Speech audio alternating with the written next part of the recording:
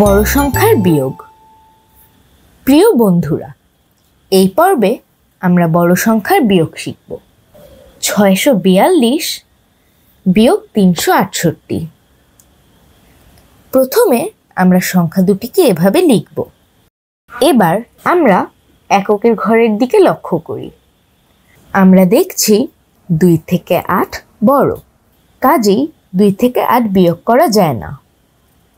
তাই পাশের এই দশকের ঘর থেকে 1 এককের ঘরে নেই। তাহলে 10 যোগ 2 সমান 12। এবার 12 থেকে 8 বিয়োগ করি। বিয়োগফল 4। এককের ঘরে 4 লিখি। দশকের ঘর থেকে 1 নিয়ে যাওয়ায় এখানে রইল 3। 3 সংখ্যাটি 6 থেকে ছোট, কাজেই 3 থেকে 6 বিয়োগ করা যাবে না।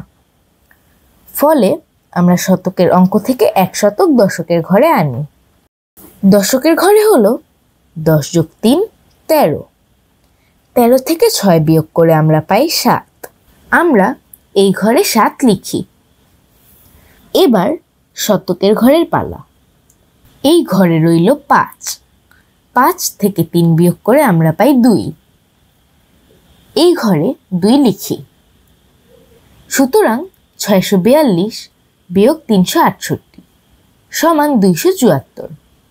এভাবে আমরা পেলাম 274। এটি হলো সেই বিয়োগফল যা আমরা চাইছি। নিচের সমস্যাটির দিকে তাকাও। 50,238 বিয়োগ 47,543। প্রথমে আমরা সংখ্যা দুটিকে এভাবে লিখব। প্রথমে এককের ঘরের অঙ্কগুলো বিয়োগ করব। এককের ঘরের 8 থেকে 3 বিয়োগ করি। আমরা পেলাম 5। 5কে আমরা এককের ঘরে লিখি।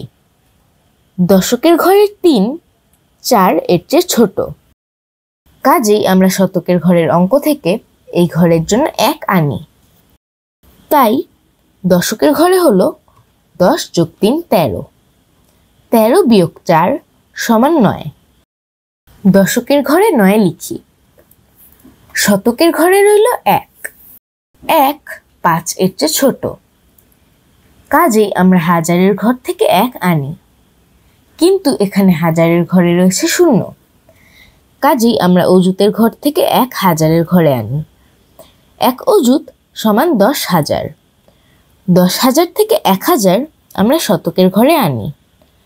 1,000 সমান 10 শতক, কাজেই হাজারের ঘরে রইল 9,000 এবং 1,000 সমান 10 শতক, কাজেই শতকের ঘরে হবে 10 যোগ 1 সমান 11। 11 থেকে আমরা 5 বিয়োগ করব। বিয়োগফল হবে 6। হাজারের ঘরে আছে 9। 9 থেকে 7 বিয়োগ করে পাই 2। 2কে এই ঘরে লিখি। অযুতের ঘরে রইল 4। 4 বিয়োগ 4 সমান 0। সংখ্যার বাম পাশে যদি 0 থাকে তাহলে আমরা তাকে বাদ দিতে পারি। কাজেই সংখ্যাটি হবে 2695।